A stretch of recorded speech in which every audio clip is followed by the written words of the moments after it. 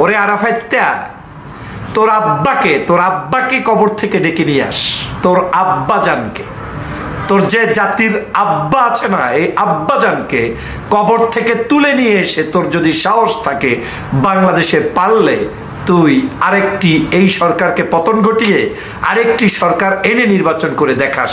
আরাফাত খাড়াস, তোমাকে আমি বলছি। গুজবের মাধ্যমেই কেটেছে গত 16টি বছর আওয়ামী লীগের। মাঝখানে একটু বিরতি দিয়ে আবার নতুন করে গুজব শুরু করেছে আওয়ামী লীগ। তাদের গুজব নির্ভরই এই দলটাকে চলতে হচ্ছে। গুজব ছাড়া একটা সেকেন্ডও যেন এই দলটা টিকতে পারছে না। আপনারা জানেন গত 5 তারিখের পর থেকে এখন পর্যন্ত মিনিমাম আপনি যদি একটু ছোট বড় হিসাব করেন কমপক্ষে 50টার অধিক গুজব ছড়িয়েছে এই আওয়ামী লীগ।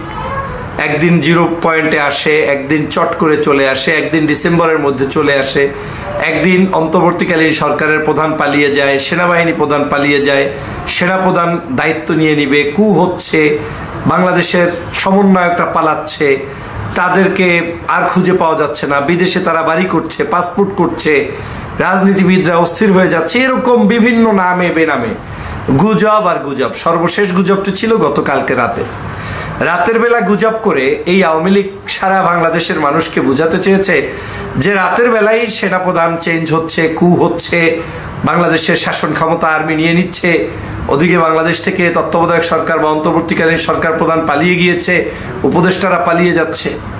কি পেলেন সকালবেলা?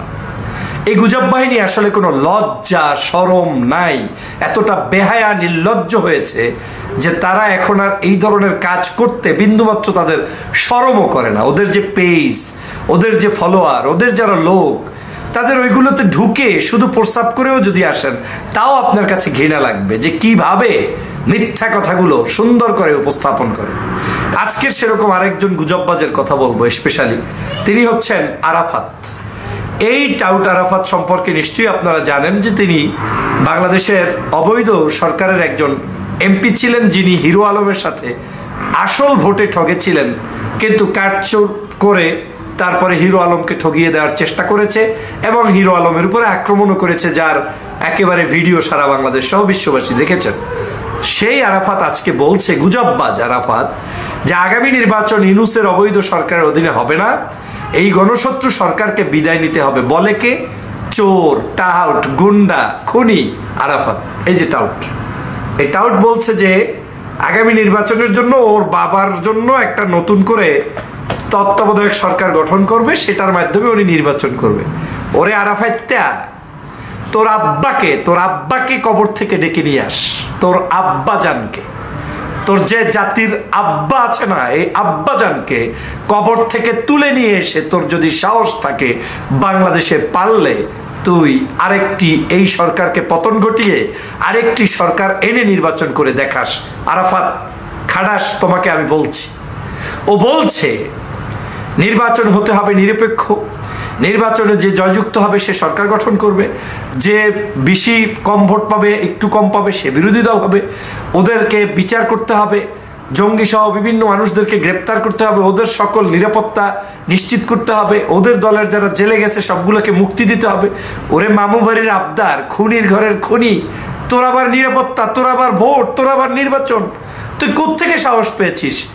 তোকে আমি চ্যালেঞ্জ দিলাম 24 ঘন্টার মধ্যে যদি তুই ফেস সামনে এনে ভিডিও কিংবা বার্তা কিংবা লাইভ দেখাতে না পারিস, তাহলে তুই কোন বাবার সন্তান সেটা তুই পরিচয় দিতে পারবি না। তবে আমি 24 ঘন্টা সময় দিলাম আরাফাতকে আমি 24 ঘন্টা সময় দিলাম।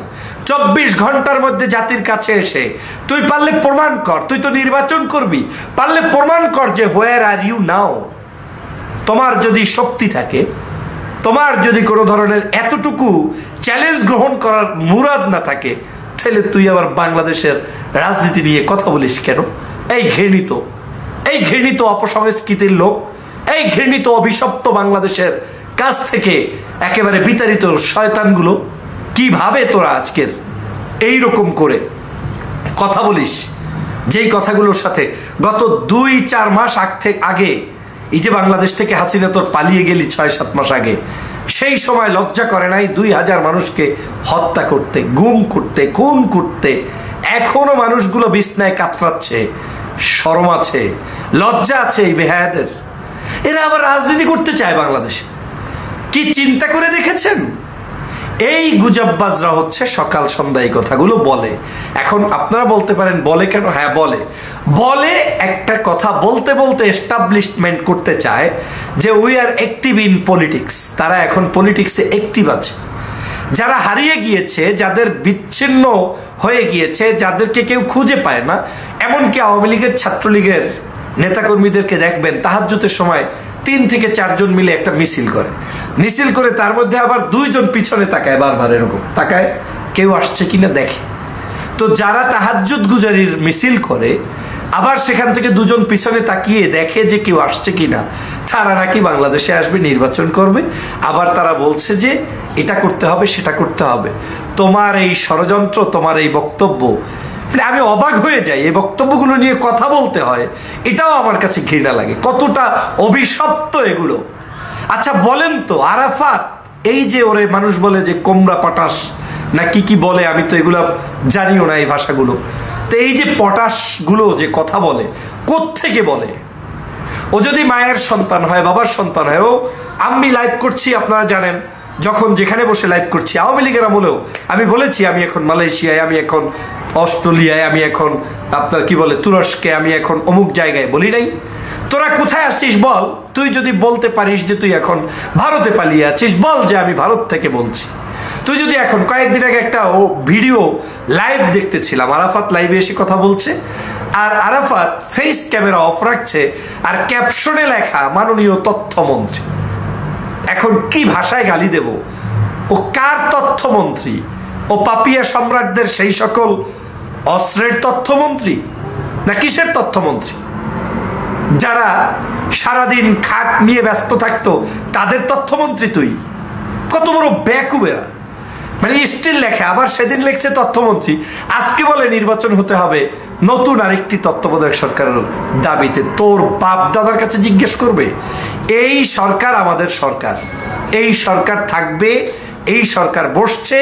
শেখ হাসিনার পতনের পরে পৃথিবীর ইতিহাসের সবচাইতে বেশি সংখ্যক জনসমর্থনদের ভালোবাসা নিয়ে এই সরকার আছে। ডক্টর মোহাম্মদ ইউনূস একজন নোবেল লরিয়েট, বিশ্ববিখ্যাত ব্যক্তিত্ব, তিনি থাকবেন, তিনি আছেন। তাকে নিয়ে আমার পথ চলা হবে। আমাদের এই বাংলাদেশে আগামীর গণতন্ত্র তাদেরকে দিয়েই আমরা প্রতিষ্ঠিত করাবো। এই সরকারকে দিয়েই আমরা গণতন্ত্রের পথে এগিয়ে যাব। এই সরকার থাকবে, এই সরকার থাকবে। এই সরকারকে ভেঙে চুরে চুরমার করার কোনো অধিকার বাংলাদেশের কারণেই, কারণ জনগণ 5 তারিখে এই সরকারকে ডিসিশন দিয়েছে, সরকার সংস্কার করবে, সরকার নির্বাচন করবে। তোরা ভেসে গিয়েছিস, ভেসে যা এবং দূর হ। তোরা বাংলাদেশ নিয়ে ভাবার কোনো সুযোগ তোদের নেই। এবং আমি স্পষ্ট করে বলি, বাংলাদেশের কোনো রাজনৈতিক সংগঠন যদি আওয়ামী লীগের প্রতি পীড়িত দেখান, তাদেরকেও এই বাংলাদেশের জনগণ ছেড়ে দিবে না। হোক সে বিএনপি, হোক সে জামাত, হোক সে চরমনাই, কিংবা হোক সে ভিন্ন কোনো রাজনৈতিক সংগঠনের লোক, কেউ এই আওয়ামী লীগের নিয়ে মায়া কান্না দেখাতে পারবেন না। করছেন কি? ধ্বংস হয়ে যাবেন। এই আওয়ামী লীগ অভিশপ্ত, এই অভিশপ্তদের সাথে কেউ থাকলে তিনিও ধ্বংস হয়ে যাবে। অতএব এরা যারা এই কথা বলছে, এরা আমাদের এই সরকারকে ফাঁদে ফেলাতে ষড়যন্ত্র করে যাচ্ছে। বিভিন্ন প্রকার পার্শ্ববর্তী রাষ্ট্র থেকে এই সকল নতুন নতুন আওয়াজ তুলছে। নতুন তত্ত্বাবধায়ক সরকার প্রতিষ্ঠার একটি চক্রান্তে লিপ্ত আছে। অর্থই হচ্ছে তাহলেই ওনরা ওনাদের স্বার্থ উদ্ধার করতে পারে। যেমন সাইদি সাহেব বলতেন না, যদি এই সংসদে মানে ওদের যদি এই কাজটা করা যায় তাহলেই বোতল বোতল খাওয়া যায়, বড় বড় বোতল খাওয়া যায়। আজ সেই একই অবস্থা। যদি এখন ইউনূসকেই নামাতে পারে, তাহলে ওরা ওদের অবৈধ শাসন ব্যবস্থা আবার পুনর্বাসন করতে পারে, সেই চক্রান্তে লিপ্ত হচ্ছে। আমাদের এই সরকারের অনেক ভুল থাকবে, ছোটখাটো ভুল থাকতেই পারে, কিন্তু এই ভুল আমরাই সংশোধন করব। আমরা কারো মুখাপেক্ষী হব না, কিন্তু ভুল সংশোধন করতে গিয়ে এমন ভুল করব না যে এই সরকারকেই আমরা এখান থেকে তাড়িয়ে দেব। না, আমরা জেনে ফেলেছি এই সরকারকে তাড়ানোর জন্য তোমরাই প্যাকেজ নিয়ে নেমেছো, তোমাদের ফাঁদে পিছন থেকে কেউ না কেউ ইনভেস্ট করছে, আমরা এটা বুঝে ফেলেছি, আমরা সেটা আর করতে দিব না। অতএব তোমাদের এই গুজব, তোমাদের এই অনৈতিক কর্মকাণ্ড, তোমাদের এই মিথ্যাচার, জনগণের উপরে, জনগণের সাথে, জনগণের কাছে অবৈধভাবে ক্ষমতায় আসার স্বপ্ন আর কোনোদিন বাস্তবায়ন হবে না। বাংলাদেশে আমি ভাগ্য ভালো, আওয়ামী লীগ যারা করেন এখনো তওবা পরে আপনারা সুস্থ বাড়িতে ফিরে যেতে পারেন। সুস্থভাবে রাজনীতি করতে চাইলে কিংবা বেঁচে থাকতে চাইলে, আরাম করতে চাইলে, ভালো কিছু চাইলে আপনারা এখনো তওবা পড়তে পারেন। কিন্তু আপনারা যদি মনে করেন যে অনেক কিছু হয়ে গেছেন, অনেক কিছু হবেন, আপনার শেষ হয়ে যাবেন। কারণ আপনার এই রাজনীতির অস্তিত্ব টিকবে না। আপনার মা আপনাদেরকে ফেলে পালিয়ে গিয়েছে। তো যেই মা তার সন্তানদেরকে ফেলে পালিয়ে যায়, সেই দলটা করতে এখনো লজ্জা করে না? লজ্জা হয় না আপনাদের? আবার গুজবের উপরে জানেন, একটা সত্য কথা বলি, আওয়ামী লীগ তো আপনার মনে করেন আমি আপনার কেউ না, বন্ধু না, না, আমি আপনার শুভাকাঙ্ক্ষী। আমি আপনাকে বলছি, আওয়ামী লীগ শুধুমাত্র আগামী দিনে বেঁচে থাকার জন্য গুজবের উপর নির্ভর করে আপনাদের মতো সকল সহজ সরল এই যে সমর্থক কর্মী আছেন তাদেরকে বিপদগামী করতে চায়, আর কিচ্ছু না।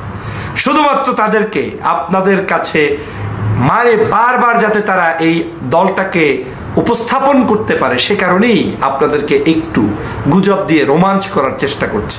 বাস্তবিক অর্থে ওরাও জানে ওরা আর বের হতে পারবে না, আর যারা এখন আছে গর্তের ভিতরে তারাও জানে আর কিছুই করতে পারবে না। সে কারণে অন্যায় অত্যাচার অবিচার করেই যাচ্ছে। কিন্তু এই অন্যায় অত্যাচার অবিচারের জবাব এদেশের মানুষ দিচ্ছে ইনশাআল্লাহ। সবাই ভালো থাকবেন, সুস্থ থাকবেন। আল্লাহ হাফেজ।